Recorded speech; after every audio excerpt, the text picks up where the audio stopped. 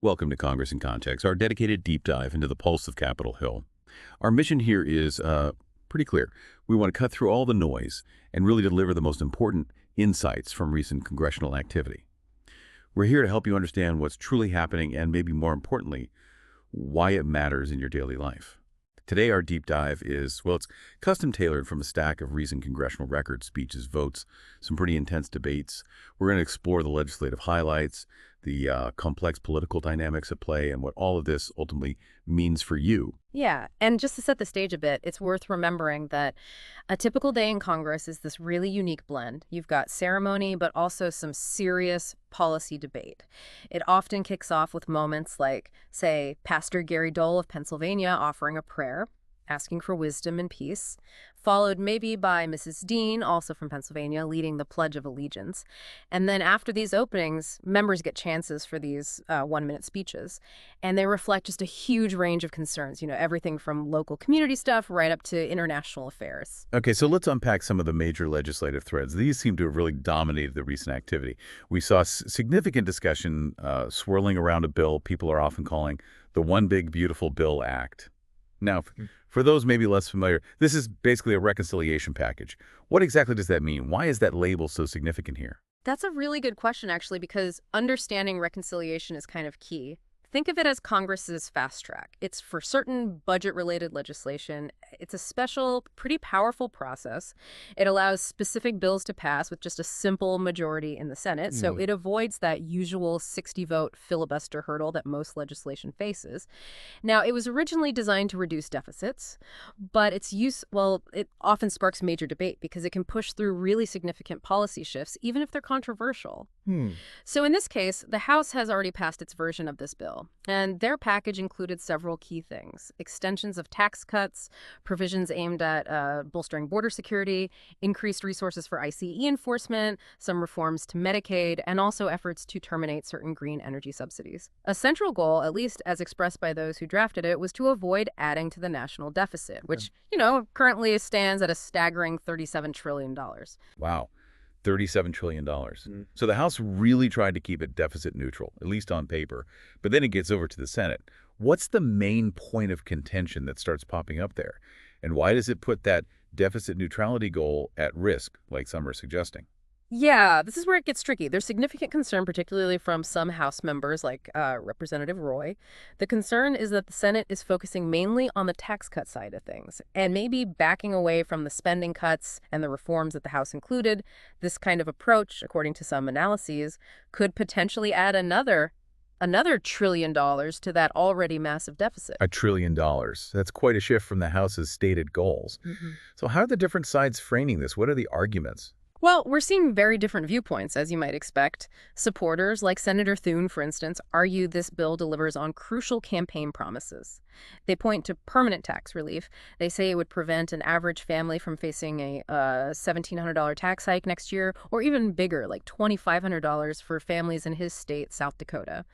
They also highlight things like raising the child tax credit, eliminating taxes on tips and overtime pay. Okay. And beyond just tax relief, they emphasize investments in military strength and shipbuilding, missile defense, and also promoting energy independence by, freeing up natural resources for domestic production. Right. But on the other side, critics like Senator Schumer, he called it a disaster. He did. That was the word used. Critics argue it rips healthcare from 16 million people, drastically cuts food funding, raises energy prices, and that it disproportionately rewards the ultra-rich.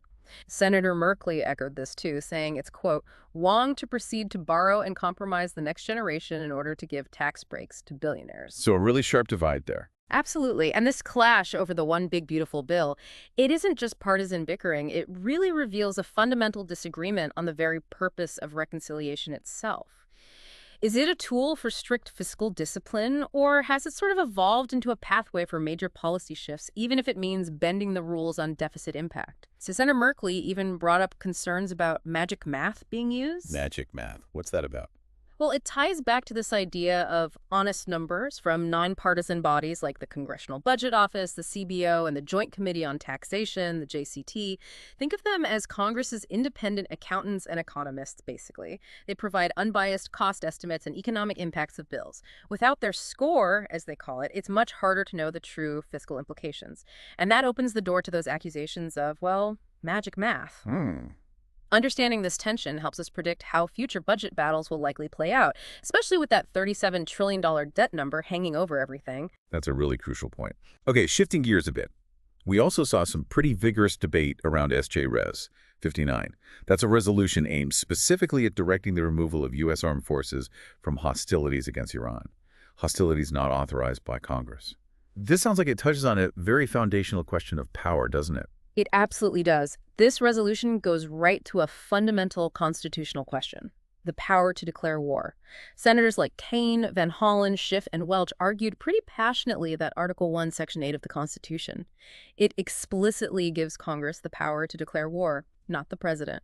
They specifically cited concerns about President Trump's recent order for Operation Midnight Hammer against Iran's nuclear sites, noting it was done without congressional authorization, without consultation, and importantly, despite intelligence assessments indicating Iran wasn't actually building a nuclear weapon at the time. They drew parallels to historical conflicts like Vietnam and Iraq, where they argue Congress was essentially lied into war. Their core point being that a huge decision, sending our sons and daughters into harm's way, shouldn't rest solely with one person. But not everyone agreed, right? There was opposition. No, definitely not. Some members, like Senator Risch, sharply opposed the resolution. They argue President Trump acted, quote, entirely within his constitutional authority under Article 2. That's the article granting the president executive power, including the role of commander-in-chief, to defend the nation from immediate threats. They believe a resolution like this could hamstring America's resolve, maybe send a dangerous message to adversaries. So it's really striking to see these very different interpretations of the Constitution and national security priorities clashing head-on like that. It really showcases that ongoing tension between executive and legislative powers. Indeed. And this isn't just about President Trump, you know. It's a recurring tug-of-war that goes way back to the origins of the Republic. The core insight here is just how deeply intertwined the executive's need for, sometimes swift action is, with Congress's constitutional duty to deliberate on war. And the specific case with Iran highlights how evolving threats like cyber warfare, clandestine operations, they continually challenge the traditional definitions of hostilities that the framers might have envisioned. It just makes these debates even more complex today. Right. So while that war powers debate highlights tension between branches on a macro scale, we also saw another clash over authority and public order, but playing out more locally. This was with HRS 516, which addresses violence against federal, state, and local law enforcement. This resolution sparked some really intense discussion about recent events in Los Angeles, specifically around ICE operations and the protests that followed. What were the key arguments there? Well, on one side, you had members expressing strong support for the resolution. They praised law enforcement and argued that violence is the antithesis of protests, that it seeks to shut down deliberation. They highlighted that the ICE operations targeted individuals with criminal records, murderers, pedophiles, drug traffickers, according to their statements. And they argued that sanctuary policies actually forced agents to seek out these dangerous individuals in the community, rather than in safer custodial settings like jails. Representative Kim, for instance, cited acts of arson, looting, property destruction, assaults on officers in L.A., leading to over 500 arrests, and she said at least a dozen LAPD officers injured. Wow. And yeah, those L.A. events really did ignite a firestorm. What was the counter-argument? Yeah. Well, on the other side, you had members like Representative Chu and Representative Barragán. They condemned the resolution as partisan and defamation against California leadership. They accused the administration of manufacturing a crisis through what they described as mass IC raids by masked agents. Agents who, they claimed, detained hundreds of hardworking residents and even U.S. citizens based just on appearance. They argued these actions led to peaceful protests and that local law enforcement actually had the situation under control before federal intervention which they believe only escalated tensions. It really shows just how deeply divided the chamber can be on these issues touching immigration and law enforcement, doesn't it? Absolutely. It really encapsulates a significant national debate on those exact issues. And, just to show the incredible breadth of work Congress engages in beyond these big headline-grabbing debates. We also heard, for instance, Ms. Salinas calling for crucial support for the LGBTQ community. She specifically condemned the Trump administration's decision to shut down the 988 specialized LGBTQ youth hotline. And she cited some really alarming statistics. In 2024, 12% of LGBTQ youth attempted suicide. Nearly 40% seriously considered it. That's significantly higher than the national average for students contemplating suicide, which is around 20%. And she emphasized, quote, mental health is not a partisan issue.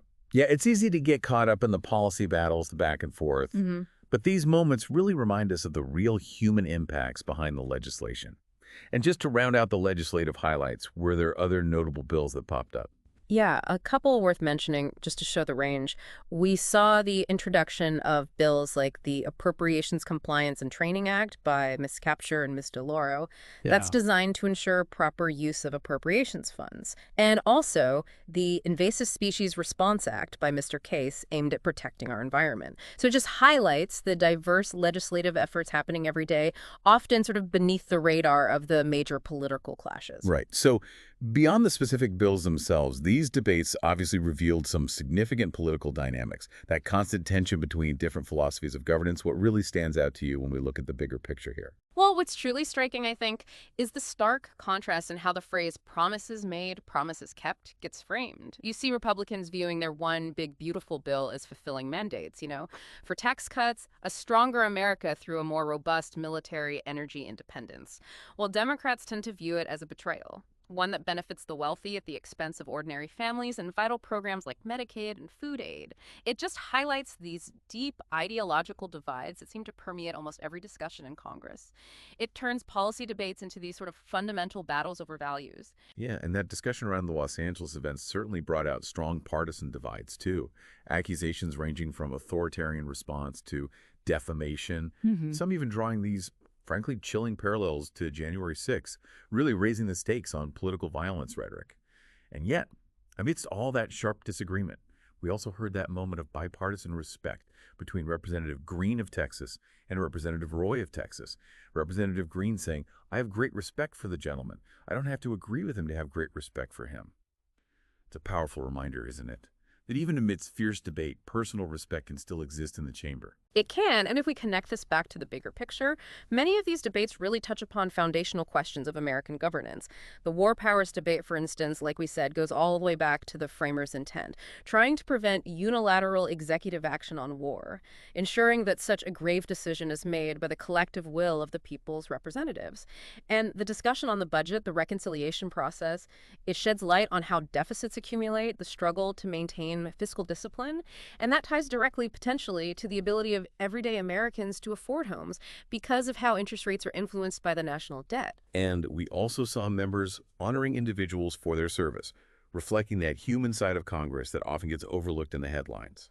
From heartfelt tributes, like to Lieutenant Colonel Boyd Mason for his nearly 3 decades of service, including time in Vietnam, to Mr. Horn, the dedicated school bus driver, Sister Rosemary Connolly for her life's legacy of service.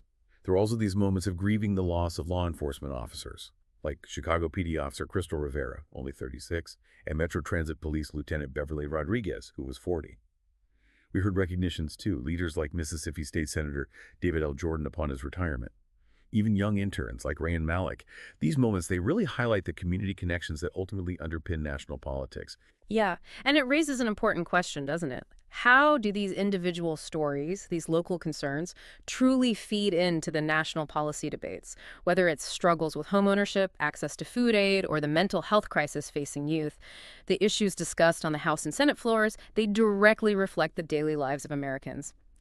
Even when they're being debated through the lens of, high-level policy and complex legislation, it's just a reminder that beneath all the complex language, there are real people and real impacts. So, wrapping this up, what does all of this mean for you, the listener, going forward? Well, that one big, beautiful bill is likely heading back to the House from the Senate, potentially with changes that could reignite debate, maybe even lead to some members, like Representative Roy, feeling they can't support it. And the War Powers Resolution, SJRES 59, that will also likely see a vote soon. And that vote will shape the future of executive authority on military action. Right. And these legislative trends, they really highlight the ongoing fiscal challenges our country faces, and that persistent tension between the branches of government regarding core powers, like the power to wage war. The debates around ICE operations, the protests, they also underscore this ongoing national conversation about civil liberties, law enforcement, immigration policy. These are issues that touch communities all across the country. So for you, the learner, the engaged citizen, understanding these processes is really key. If you want to dive deeper into these specific bills, like H-Raise 516 or the One Big Beautiful Bill, or track the progress of SJ-Raise 59, Yeah. resources like congress.gov are invaluable. They really are. You can search for bill numbers, you can read the full text of the legislation, see exactly how your representatives voted on these crucial issues. Absolutely. And your voice truly matters in this. Contacting your representatives, finding information on upcoming hearings or votes, even participating in peaceful protests, which, as we heard championed in the debates today, is a fundamental right. These are all vital ways to engage in our democracy beyond just, casting a ballot every few years. We've definitely covered a lot today, from those big macro debates on war powers and the national debt, all the way down to the specific impacts of policy on things like housing and mental health. It's easy to get lost in the numbers, I think, and the political rhetoric sometimes. But when you zoom out, these debates about our national debt or who gets to send troops to war, they're fundamentally about the kind of future we're building, or perhaps the kind of future we're borrowing from. It's a sobering thought, isn't it? It really is. The complex dance of compromise, principle, political maneuvering, it's always at play in Congress. Yeah. Always. It's a process designed, imperfectly perhaps, but designed to represent a really diverse nation. And sometimes, yeah, it's about finding common ground. Other times, it's about holding firm to fundamental differences. That's the reality. So, as we close out this deep dive, here's maybe a thought to mull over. If the national debt affects your mortgage rates, potentially, and debates on war powers can send service members into harm's way, what is the single most pressing issue you believe Congress needs to address right now to genuinely improve the everyday lives of Americans? Keep thinking, keep questioning, and keep dibbing. Thanks for joining us on this deep dive into the workings of Congress.